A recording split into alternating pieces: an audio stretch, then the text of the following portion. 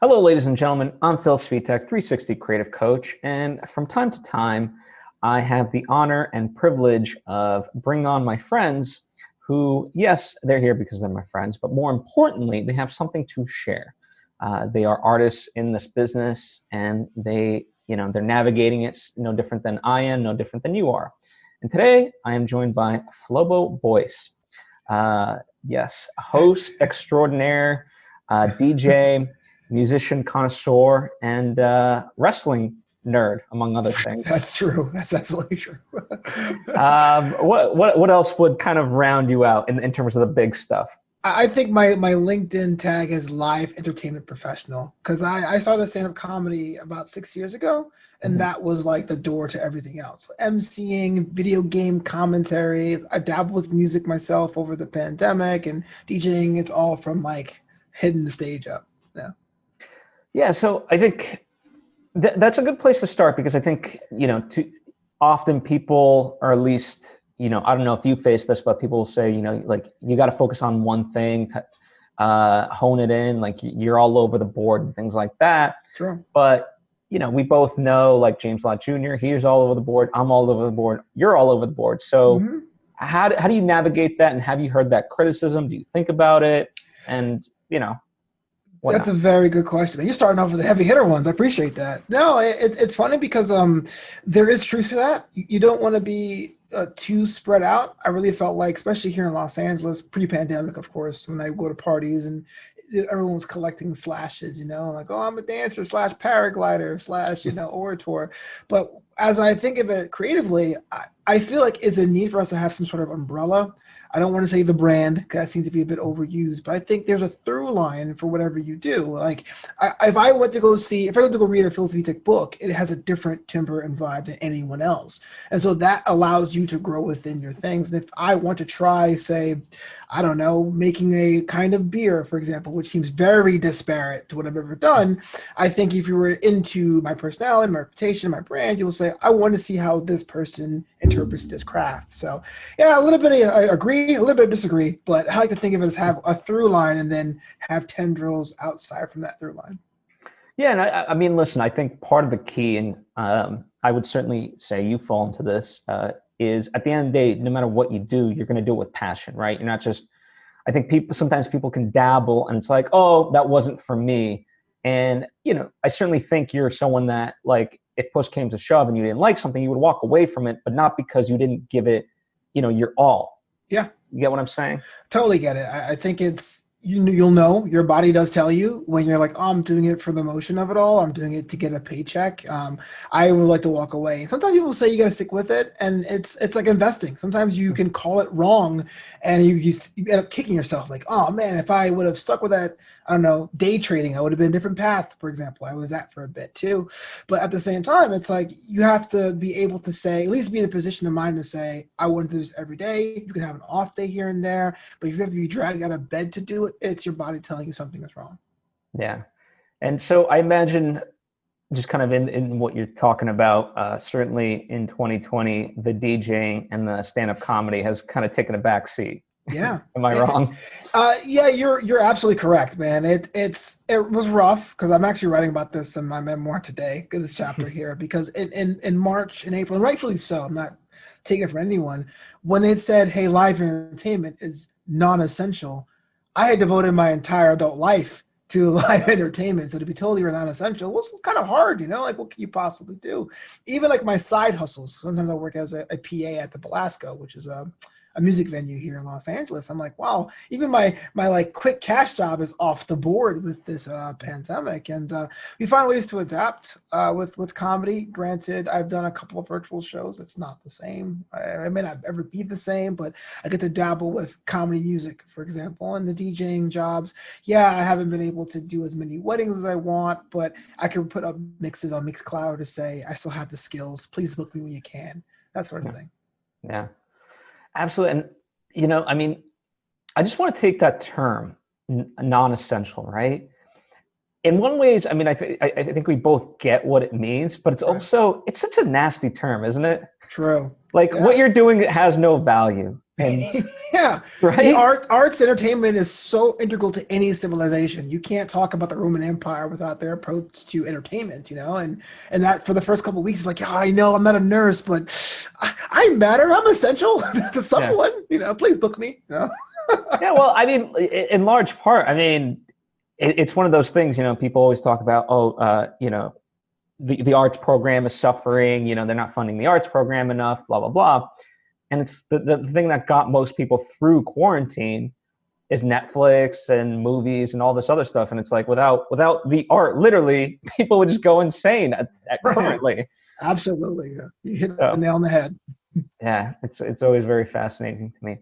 Speaking of that, before we got on, you were kind of talking about adjusting to the new normal and things like that. And obviously, that's another phrase like branding that, especially right now, gets thrown around so much. Yeah.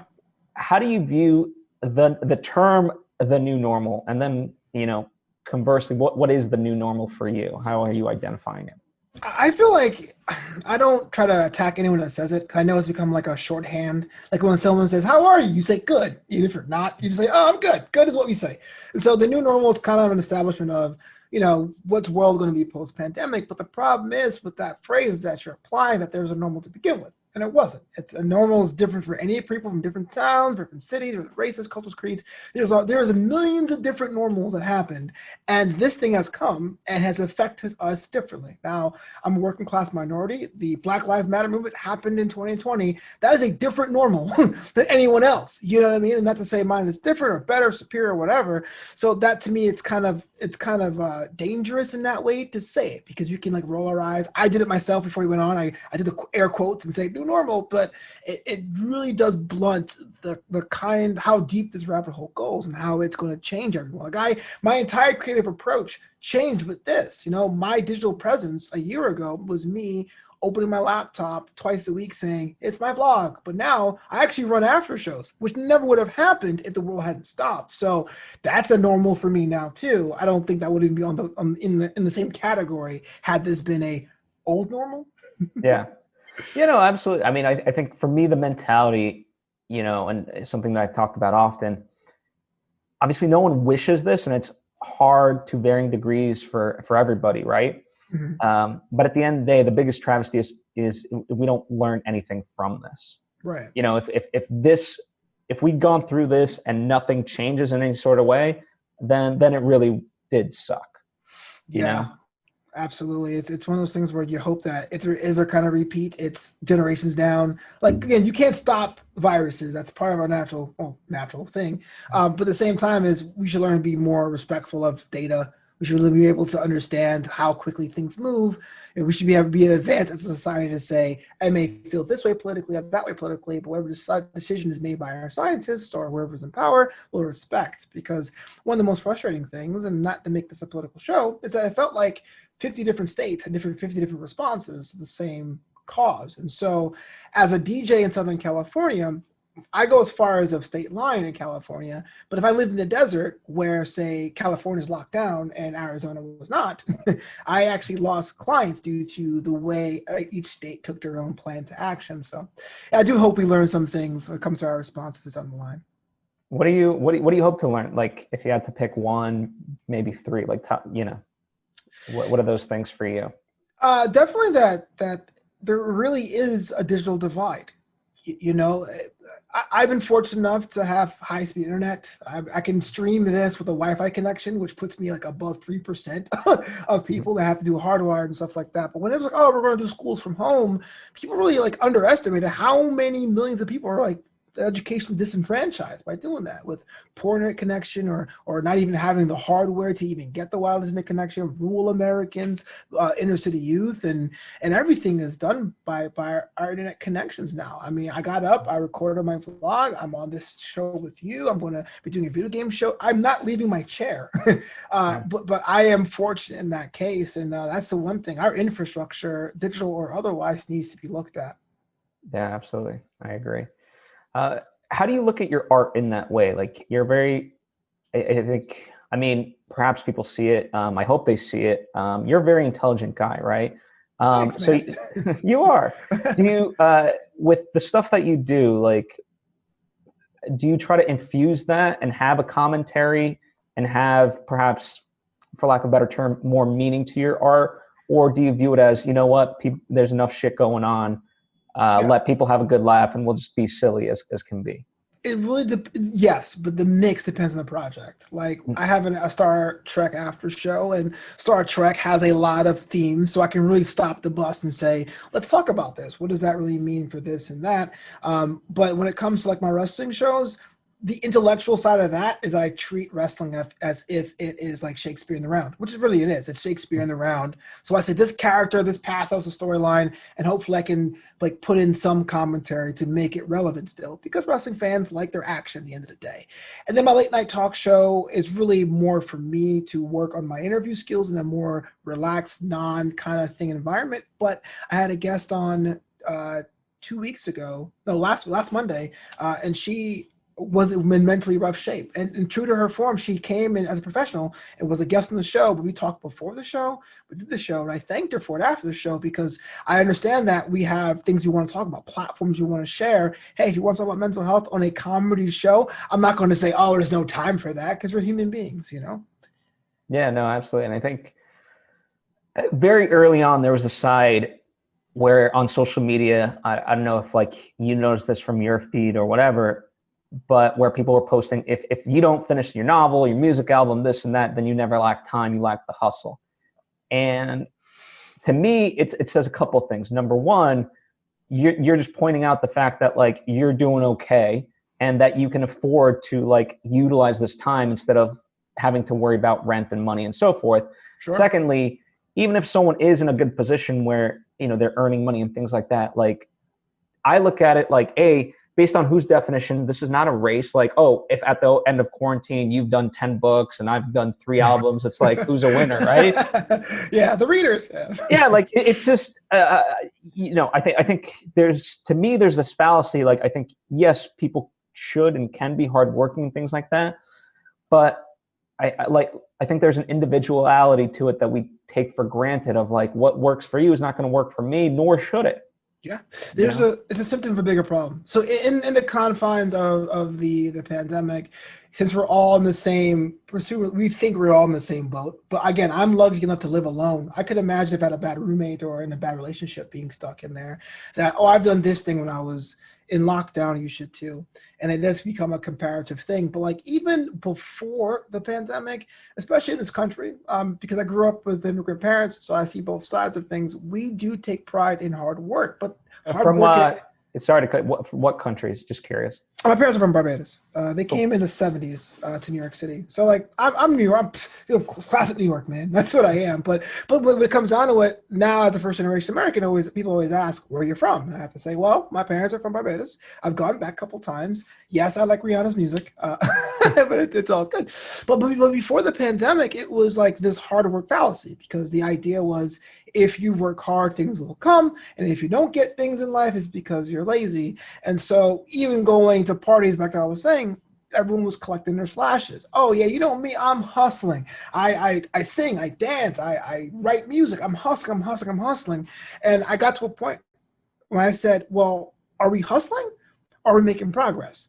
So yes, you can make 10 books in this like theoretical situation, but how good are those books? What stories you're sharing? And like you said, Phil, I don't know if you're dealing with not having rent or waking up just an absolute despair. You can't find work, or worse, being forced to go to work and you know it's unsafe. I mean, those things weigh on you. We like to pump out things like machines, or at least revere people who do that. He don't sleep, he's hustling, but it is a pace that can damage most people, you know? I mean, yeah, absolutely. I mean, I almost, when people tell me like that they don't sleep or whatever, I almost laugh. I'm like, oh, well, you're a sucker. Right. It's so seriously, because to me, at the end of the day, like it's a long-term thing. And again, based on whose definition, like, I like some of the most successful people in the world, like just by any metric, will argue that, yeah, sleep is part of their success formula. True. And like Ariana Huffington stops her day job at the Huffington Post to have Thrive Global just to say that. Rest, get a massage, feel good about yourself. Absolutely. As a quick side tangent, I'm curious from your perspective, It's interesting to me, and this is a complete tangent, right?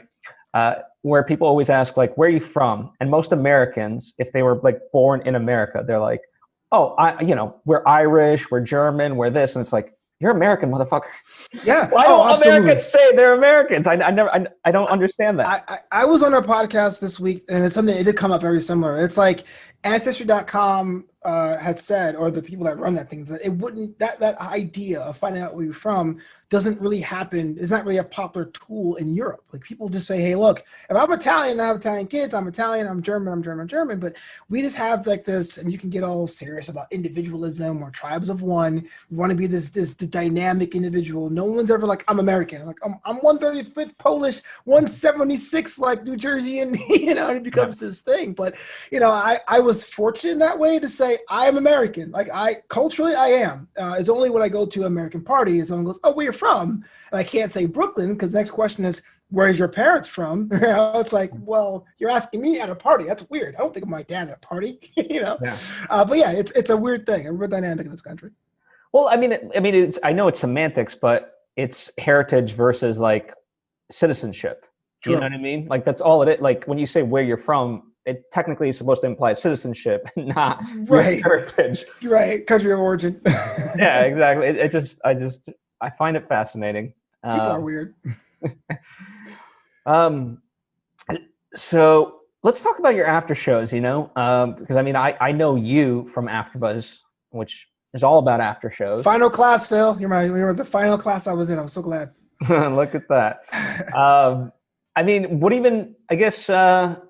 Let's even start there. What drew you to Afterbuzz? And then, the fact that you're continuing after shows, like, obviously there's something there that resonates. So yeah. Why are you a sucker? All right, Phil, I'll tell you.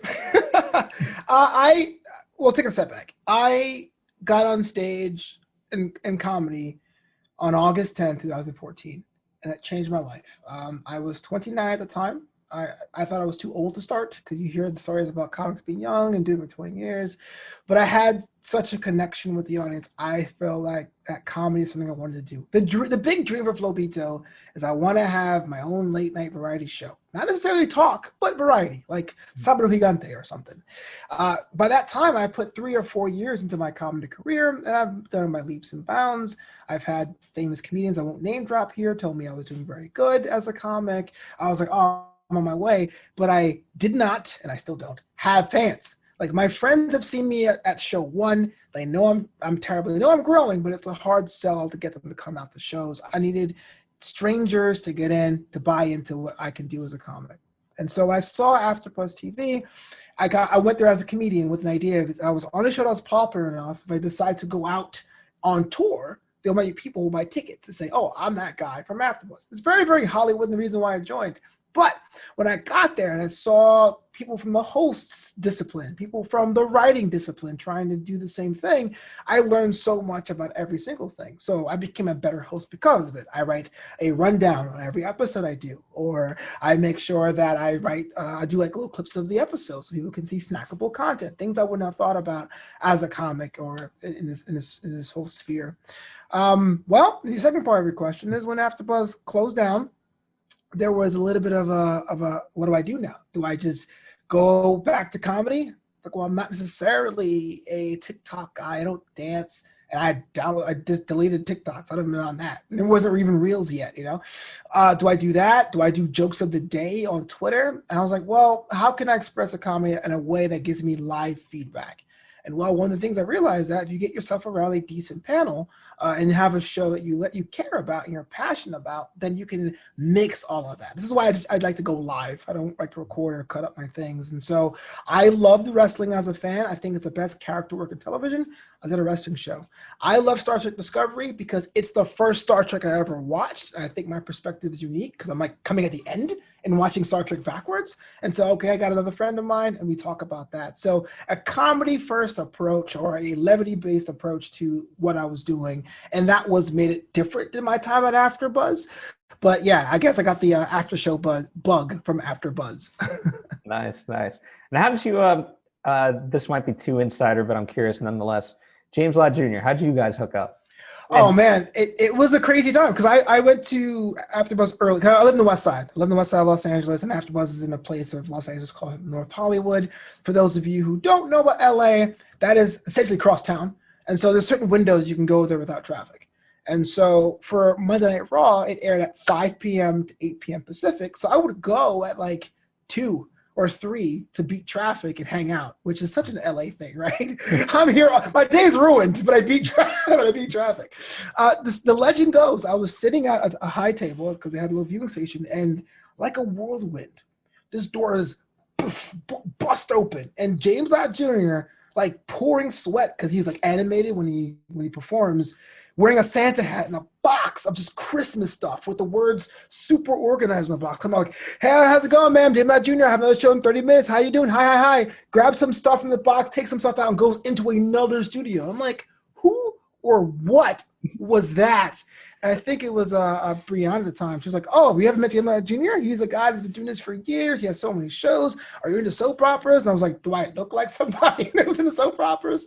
But I went home and researched him because the fact that, and this is the thing, the fact that his name was on his box told me he brought it from home. And that's somebody who's as dedicated as I was driving across town to watch this thing. So I decided, well, I better like know more about this guy. He may be important. And I guess that's the start of things. Isn't it so interesting? Like, kind of tying it back to the idea of networking. I was always more interested, at least for me, like, I'm less about the parties and things like that. For me, networking, like what you just described there, that is a form of networking to me because I can recognize someone's actual talent. And talent to me is not a skill set, it's a process. So you're seeing the talent at work and you're drawn to it. Versus someone like you said, hey, Flobo, I'm a dancer. I'm a singer. Oh, right. I write books and I do this. And it's like, okay, that's wonderful. I have no... like I could look you up right now, maybe, but still not going to tell me like how, as you mentioned, like, are the books good or not? Right. Whereas if you're seeing it in action, there's a different side to it. Now, I just hate I hate the overemphasis on quote unquote networking when it doesn't really mean shit. I've seen so many hollow networks. Like the people will call me up or text me to say, how's it going, buddy? And you're like, I'm great. And you can tell that's like the warning shot. Yeah. Ask, and I don't want to be jaded. I make sure if anyone needs any help to reach out. You want to be a source of information, but like it does weigh on you when you notice the people who call to say how you're doing versus the people who call to say how you're doing because they want something afterwards, and it's a sales call essentially. That's a bad networking. Well, how do you kind of balance that, right? Because there's a word that I discovered recently, Equitarian, meaning, if you do something for me, then it's like, okay, I'm not necessarily like going to do exactly that something in return right away or whatever, right? You might do a couple of things for me, but then when you need it, it's like there's an inherent trust where it's like, if you call me, I'm going to be there for you, right? So it's not equal, it's equalitarian. It feels equal. Yeah. And I obviously that's a hard thing because, there's that perspective and, what is equal, Sure. in your mind versus my mind. And I think, but at a certain point, you just kind of know of like, this motherfucker keeps calling me and he's never asked anything or, he's never like been like, hey, can I get you a coffee at least? Like nothing. Yeah. I like to think of the broad strokes of things, like, because yes, if you think of a transaction for transaction, a lot of people won't make that threshold because I'm a giving person because I know how hard it takes to research things and all that stuff. And I could sell it in an ebook, but I don't. So I understand that I can't look for something immediately. Much like I know there's some people out there, I don't want to name drop again, but there was another comedian that's on Cameo, for example, this year. He's on this national TV show. I hit him up. I was like, look, man, I want to pay you for a Cameo, but do I do it through Cameo or do I email you directly so you can get the whole purse? He's like, oh, Flobo, I remember you. I'll do it for you for free. And he made this video for my mom for Christmas. Like, I can't pay him back. Do you know what I'm saying? So like, but you're right. You take a step back of your karma ledger, if you will. And over time you go, wait, this person only calls me when they want something. Then you don't get the priority responses, or you get like the good redirect. You get the check out this site, bro. Like you don't, it's a customer service thing. You don't want to be like a total like jerk to anyone if they're asking for information, but you could be not as helpful. Yeah, I mean, I think, yeah, it's definitely a fine line. And, there's the idea of setting boundaries and how do you do that. And sometimes for me, like I, in certain situations try to be blunt about it, and kind of more recently, and not in a mean way, but, there's people like, hey, I have a new podcast. Can you take a listen to me? The podcast. And I'm like, I did that. I'll call them like, I did that 6 months ago for you. I gave you an hour worth of notes, Mm-hmm. and you're still making and you thanked me and you said you'd apply them. Now, you didn't apply any of them, and it's not a subjective thing. Yeah. Because, the notes I gave weren't really subjective. It was like, let's say like add a lower third. I can tell if you added a lower third or not. True, true. What'd you think, homie? And so it's like, don't ask me for the same feedback when you didn't do any of the work I already gave you feedback on. That's different. Yeah, absolutely right. So yeah, I kind of find myself in sometimes in that boat. And also too, interestingly enough, so you and James, you guys are doing the audio drama stuff together, correct? Yeah. I'm actually writing one under his umbrella. I'm excited for that. Yeah, what's give us a little pitch? Yeah, this one's called Take the Wheel. And it started because my parents are super devout and I'm not but I really feel like Christian entertainment tends to be on the nose. Mm-hmm. So here's a story about, takes place in the 90s, New York City, about a guy, a black guy that has a ward that is a white girl, basically his brother's stepdaughter, taking care of her, trying to street race to raise money, to have money in the household to support this girl and his mom who can't work, until one day he crashes into a church. And the church, instead of putting him in jail, says he has to teach Bible study. So so it's going to be a cool thing. It's going to be a cool little way of looking at religion, about the 90s, about the way we perceive Caribbean culture, New York City culture, that sort of thing. It's going to be great. Interesting. I just want to explore this a little bit more. Not that I want to get too heavy into religion, but in that sense, regardless of whatever religion, right, Christianity or whatever, mm-hmm. The reason why I was always opposed to a lot of those teachings was because it seemed very restrictive. Of don't do this, and it seemed very ritualistic in the sense of just restrictive, right? Mm-hmm. But then, in that sense, my mind kind of got opened up of it doesn't have to be that way. It can actually be about oh, God loves you and things like that. So I just, I don't know. How do you, again, not that we have to go too far. Oh, no, absolutely. So I always kind of walked away from that. My parents they're both Protestant. And again, if we're getting too deep, let's cut this out, right? My parents are both Protestant, but of different denominations. My mom is Pentecostal and my dad, what we call Anglican, but up here we will say Episcopalian. It's part of the Anglican Communion. So there's two different flavors of that. And we grew up, my brother and I, not as devout. My dad worked Sundays. My mom worked Saturday nights. So Sunday morning she would be sleeping in bed, recovering.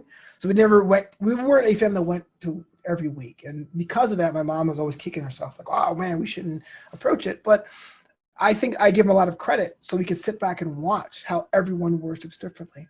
My biggest view on religion is and this is going to sound esoteric as heck, but hey, look, it's open. We're a safe space here, right? Yeah. I call it God FM. I know it sounds crass, but I feel like every religion on the planet is true.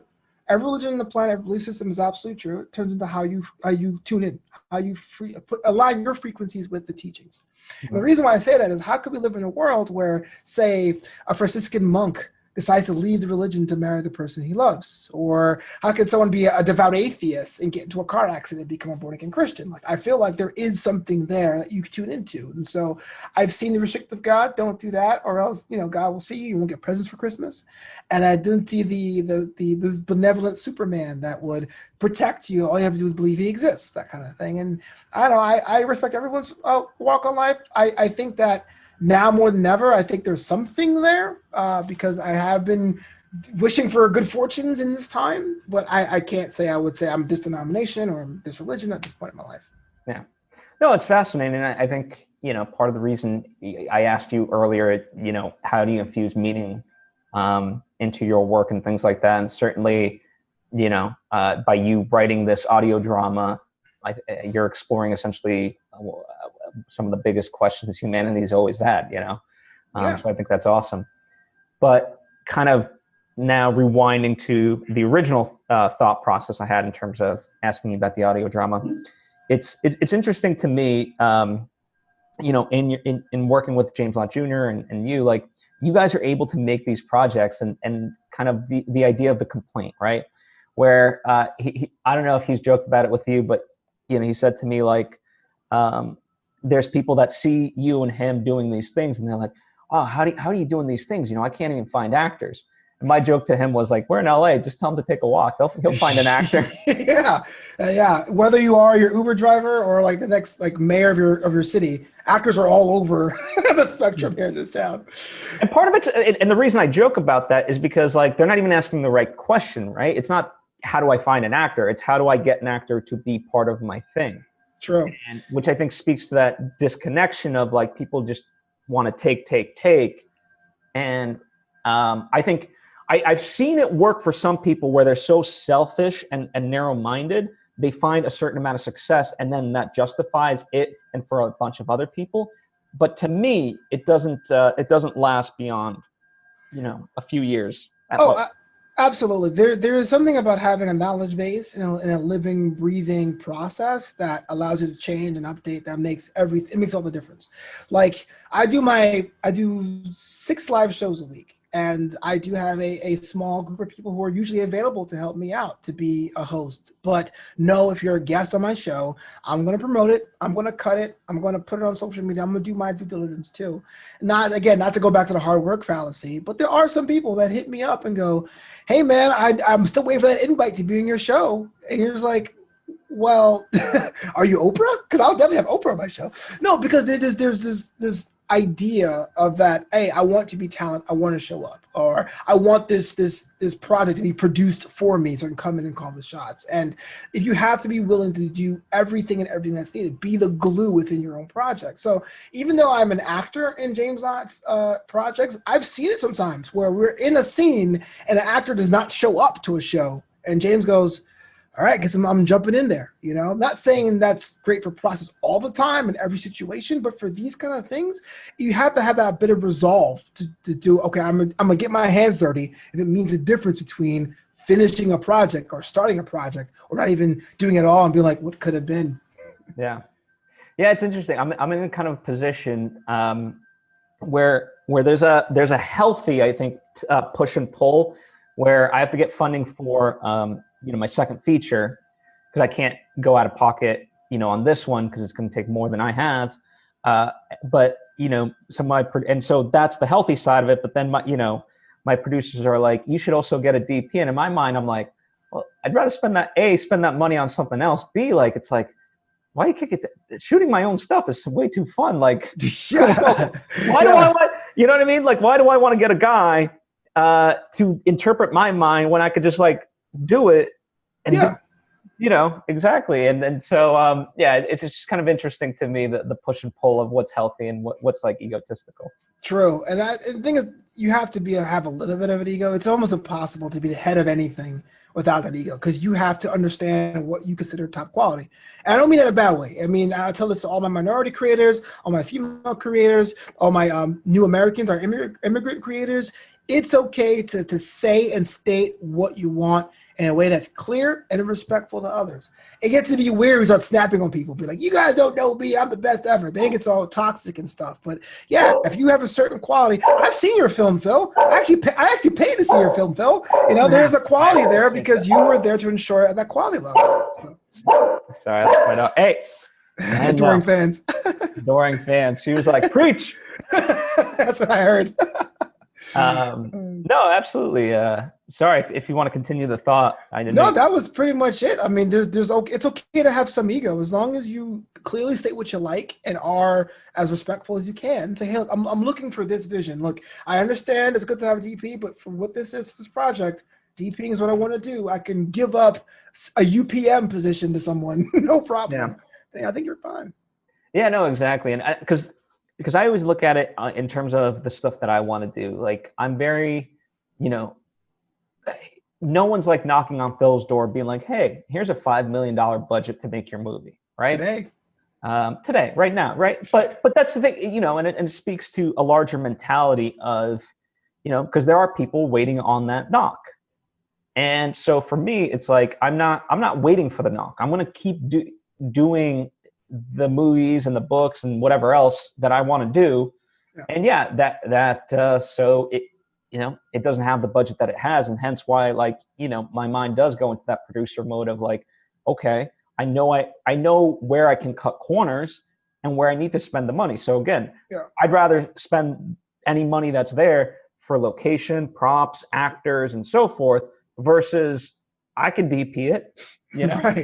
Right. I can't knock anyone with optimism. I can't knock anyone who wants it. The analogy I use a lot on shows like these is that imagine as a creator, you're out in the middle of the sea, it's pitch black, and you're on a boat, and all you have is a flare gun. And every time I do a podcast or something that's one shot in the air, more likely the more stuff I do, the more frequently or more consistently I do things, people will notice me out to sea, and that giant yacht will bring me to shore. But you can't sit in the boat and be like, I hope someone finds me, because it's pitch black. The odds of you being seen are like slim to nil. So I love the optimism. I still hope I get that phone call from Jimmy Fallon being like, hey, Flobo, I'm going to quit my show. Can you take it over? But I have to assume it's not going to happen. But I still think about it, you know, and when that happens, I'll stop all the shows I'm doing now. But until that day, I treat it like a job. I try to find replacements. If I can't do a show, let people know ahead of time, and try to keep as many shows on than having breaks and hiatuses.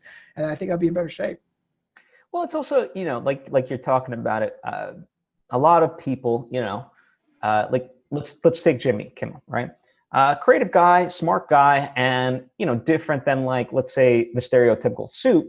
But at the end of the day, you know, everyone kind of lacks imagination, right? And I mean that in a healthy way, because, you know, just from the host perspective, how many hosts do you and I know that would be waiting for that phone call and whatever else, and it's like they don't know you're a good host. Right. Without you having some sort of inertia and all those things, you're not getting that phone call. But if they're like, you know what, I need a host position. Who hosts? You know what, Flobo. Every time I'm on Instagram, this motherfucker's posting something, doing something. He hosts. All right, let me give him a call. Yeah.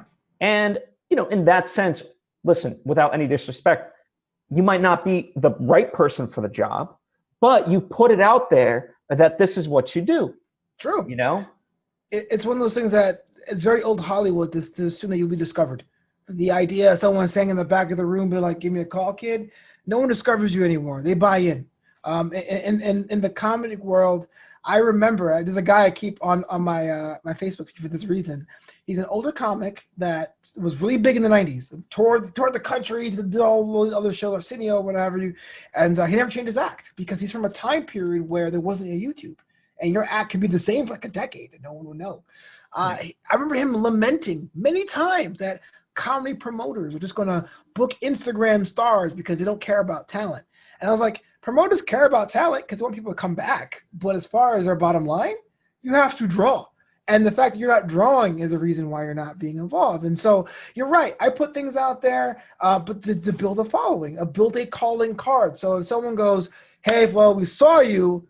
What else you got, kid? Which is super important for creators. You can say, oh, this. Not, yeah, I did this one thing 3 years ago. I think it's called Afterbuzz. Check it out. You know what I'm saying? Like you have to keep it going. Yeah. And for yourself, too. I mean, I don't know how familiar with that Picasso line, but he said, like, if I didn't have a paintbrush, I'd draw with a pencil. If they took my pencil away, then, well, hell, I'd prick myself and paint with blood. You know? Wow. Like, no, but it speaks to the idea that, like, I mean, this is inherent within us, and if it's not, if you're doing it for the fame and glory, right, good luck. Right. Yeah, you could tell the difference between. There's nothing I do for glory too. I'm not above reproach. Like there are some times when I try to get into sports, like actual sports, because I can imagine cheering fans. And my football career lasted 10 days because I was in it. Because I was at the time I was 5'8", 375. I figured that was the only path for someone my size was in sports, but I wasn't in it at all. But like doing toasting, I see that being the dream. I do video game commentary for fun, but that's beginning to like merge into emceeing. You know what I mean? Like it's kind of fun to have that balance there because Yeah, I'm literally doing it for free. So you can't tell me I'm doing it for glory. And I've been doing it for years. So if I get success from it, that's great. But you can tell when someone's doing it just to be recognized. Yeah, absolutely. As far as how we kind of going back to the idea of the new normal and things like that, and you always seem to have a very healthy head on your shoulders. But like, I think at the end of the day, it can be inherent, like a positive mentality, but also can be learned. Were you always kind of a happy-go-lucky kid, or was that something you did work at? Always doom and gloom, man. I say this, man. I have my dark days now. There's days I get up and like, I don't know who's gonna buy this, or oh man, I had the best episode ever, but only 6 views. Are you kidding me? What do I have to do? Do I have to bleed on screen? What's going on? And my mom, to her credit, has heard a mouthful or earful of me complaining about that.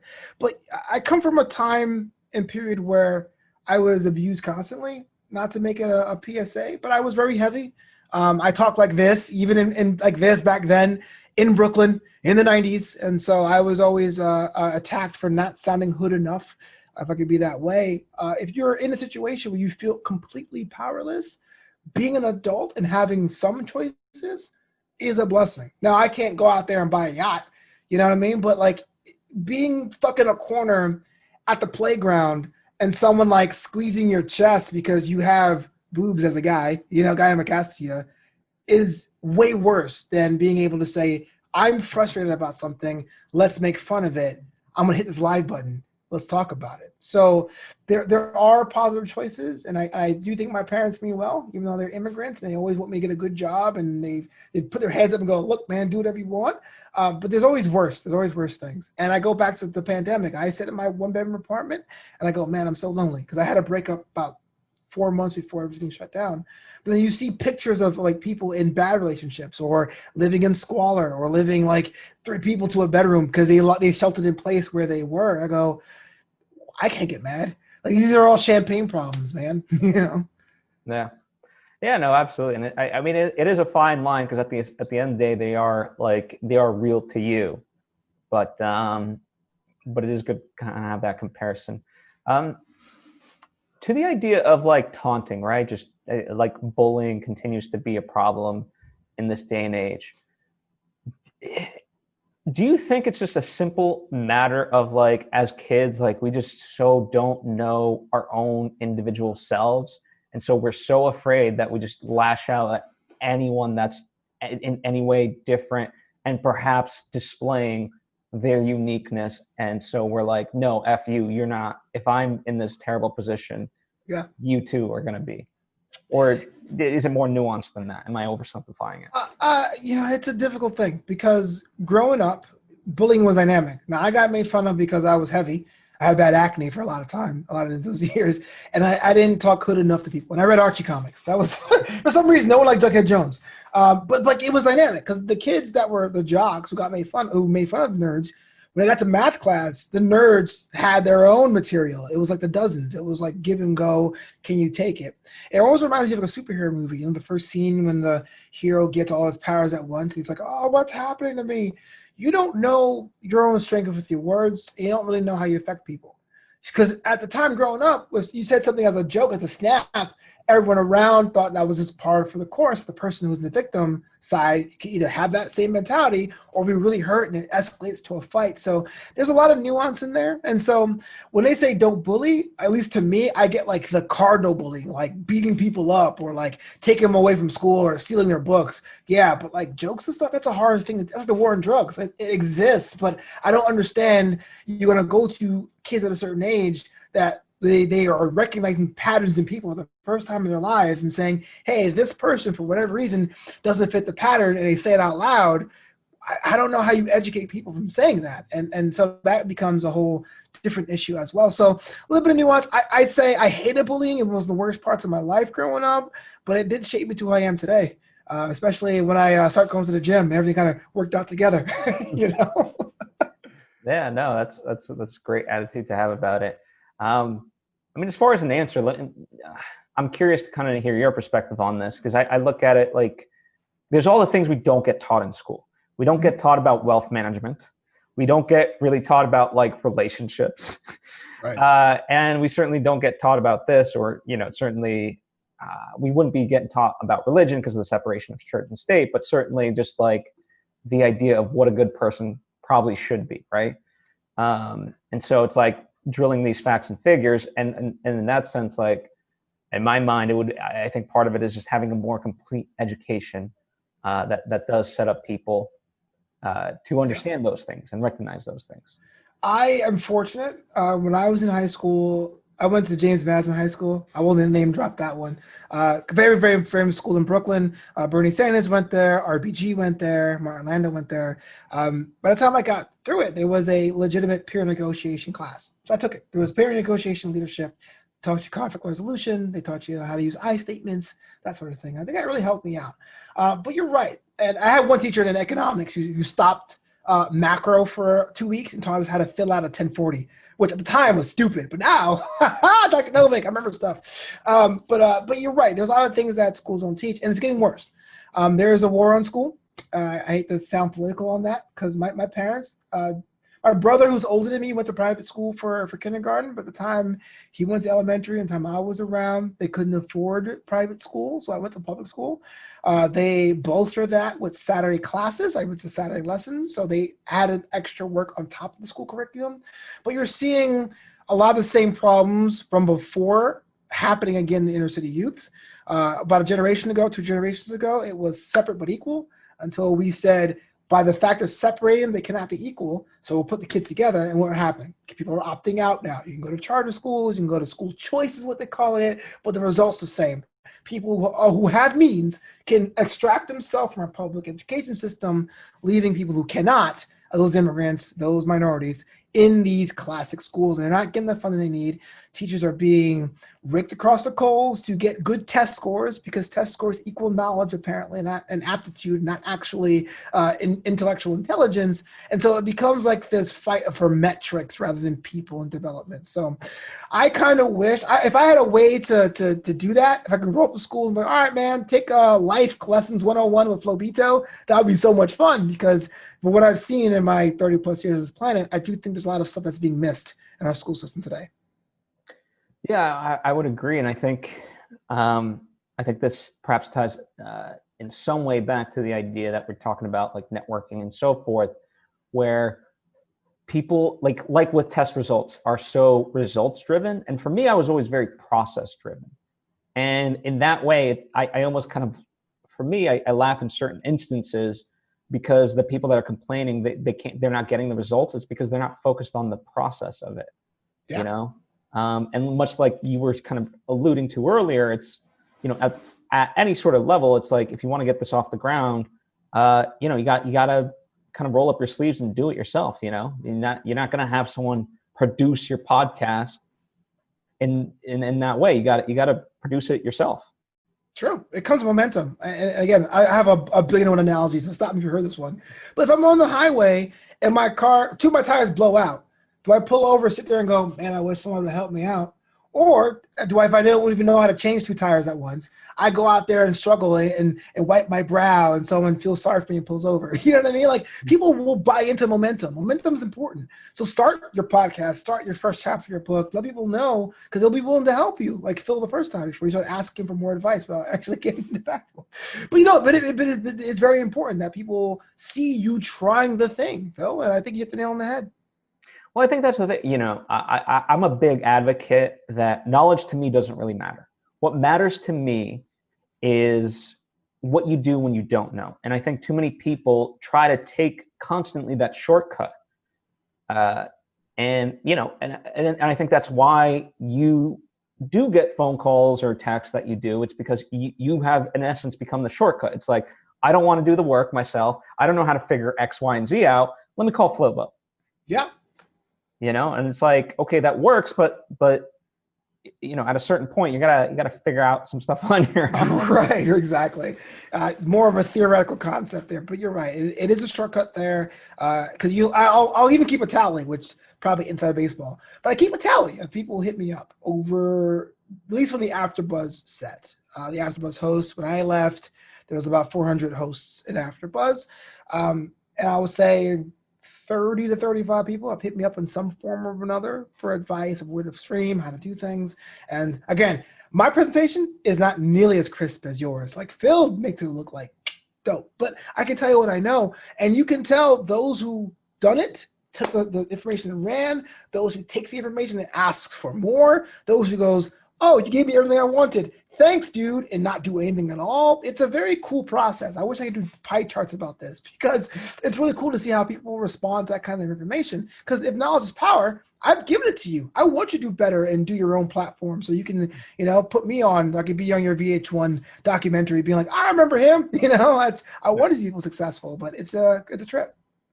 I would love to see you do a pie chart or whatever, because like a lot of the stuff, the reason why I teach the stuff that I teach, sure, I want like other people to know it, but really it's because people hit me up, like, in our circle of people, and rather than have to go on this tirade of 30 minutes explaining every time, I'm just like, oh, I did an episode on that. Here's the link. Check it out.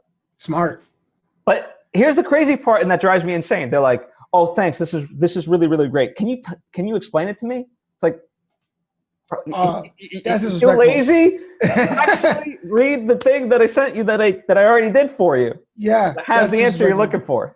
I wonder if you're a part of the hustle culture. If someone calls you lazy, is that like a slur? do you get offended? I might have back in the day, but now, like, listen, people can say whatever they want about me. Listen, maybe this is like a fun thing to end on, but like, there's trolls online, right? And like, they say a bunch of dumb stuff. I'm like, unless you, like, I kind of put this out there a while ago. I said, listen, if you actually want to get a rise out of me, like, attack me beyond just like, this was stupid. Say why it was stupid, because then like, at least you have a legitimate thing to argue on. Yeah. But yeah, the fact that like, so someone wrote on a recent video of mine of like, who is this even for? And I'm like, well, clearly it's not for you. Just like not every YouTube video is for me. So, right. Yeah. Keep it moving. It's all good. Like, this video is not for you. Wow. Really? Yeah. This free entertainment is the substandard. I don't like it. Why? Why waste your time? Yeah. So I don't know. How do you approach it? I mean, because you opened up the question, right? Mm-hmm. So it could be trolls or it could be a personal attack. Yeah, it's funny for me going back to growing up as both a Black person and as an overweight or morbidly obese person. Lazy is one of the few words that like are in the middle of that Venn diagram. So I think a lot of that's fueled me now. And whereas I may be, well, I think when we were creators, everyone has a gas tank, right? That full or E. And if you're on E, you're exhausted. There's nothing you can do about it. But I do think there is like a half tank era where people either quit for the day or push. And I think I tend to push because I remember hearing that my entire life. You're fat because you're lazy. People don't score well in SATs because it's been known that people look like you are lazy. And so I try to counteract that. So much like you, for a long time, that triggered me because it was like, what do you mean? I am hustling. But I will say, back to my main thesis now, I've seen the progress I've made in comedy and hosting and all these things, not to throw things at you, but I realize I pushed that on because I know I'm not lazy. I actually have proof, digital proof that I'm not. So it doesn't really get at me as much anymore. And I think that was a cool milestone for me from a mental standpoint. Yeah, I think for me, honestly, the thing is like, I've defined what my success is, right? And I think you're pretty much there now in terms of what you want and yada, yada, yada. But for a long time, I was giving into other people's definition of what success looks like, fancy cars, big house, this and that. And I'm like, I don't even want that. Right. I've been in enough big houses and I don't want a damn gardener at 7 a.m. or someone like at 7 a.m. I want to walk around my underwear and like a big house it's just too much to clean and this and that. Agreed. Like, and one of the things that I want to listen, if I can help teach people this, like great, but I'm not doing it from I'm trying to prove standpoint, anything. To me, it's like, I want to be a successful artist without having to have millions of dollars. True. Honestly, I'm not interested, Can I ask a question then? Yeah. Let's say the $1 million are off the table, but you have some sizable cash, right?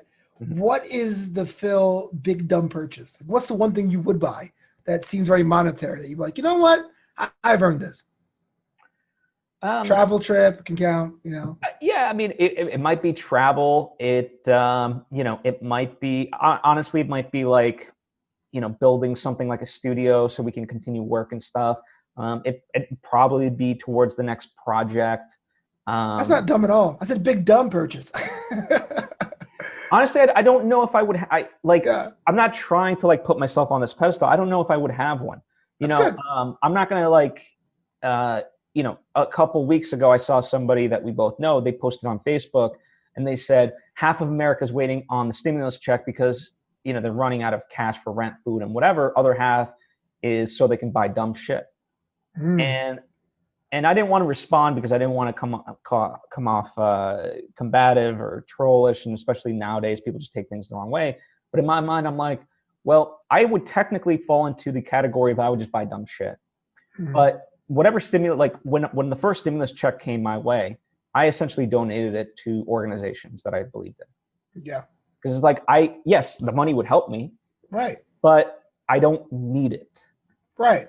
Because the point of the stimulus check is to stimulate the economy, not to shame people what they use it for. Yeah, I gotcha. So in that regard, you know, my ambition is not tangible. Yeah. You know what I mean? The mark I want to leave is not having, you know, a big house or whatever. It's, you know, other stuff. Yeah. What about you? What's, at the end of the day, what are we? Crazy big dumb purchases, man. I want myself a eagle made of platinum. No, I'm kidding. It's funny because like the visualization things are things I'm getting into now, like envision success. And I don't know how much things cost. I don't know how much the things are worth. But when I have the mind's eye closed, I always see myself in the place I own, apartment, I guess, or condo I own, overlooking a city.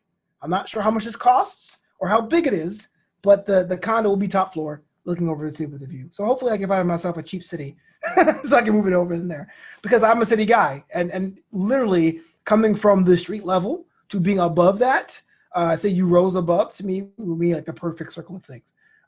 But yeah, as far as like big dumb purchases, that list has been dwindling. I was like, you know, I want to buy a championship belt. And I did it at 29 years old or something like that. Oh, I want to buy a fancy watch. I bought it. It sits in the closet and I sold it on eBay like 3 months ago. Like like the things you think you want, you don't want. But that view, owning a view, would be great. Yeah, no, that's awesome. Any last piece of advice or anything that you want to share as we wrap this out? Yeah, if you are a content creator, just, you know, treat yourself like you would if you worked at a third-party company. You give yourself vacation time, make sure you pay yourself, make sure you're all right, but commit to being consistent. Doesn't have to be daily or weekly. Just keep it the plan you set up, and good things will happen. Awesome. And for the multi-hyphenate stuff that you've got going on, give them a few of the ways they can access this and make it, you know. I try to simplify this as much as I can over the past couple months, because you're right, it's getting pretty gnarly. NewAmsterdam.com, that's KNEW Amsterdam.com, has a list of all the shows I'm working on. That's Draped in Gold and Wrestling, Star Trek Discovery's Commander's Log, my podcast for creatives called New Amsterdam Radio, and other projects. But you can follow me on Twitter at Flobo Boyce, or on Instagram at flobito, FLOBITO. Awesome. Well, we'll link to all of that in the description box. So if you didn't have your pen and pen out, you can just click the link. It's easy. Well, this was a pleasure, man. And, you know, looking forward to 2021. Hopefully it's not a dumpster fire like 2020. Only one way to go there, Phil. To the moon.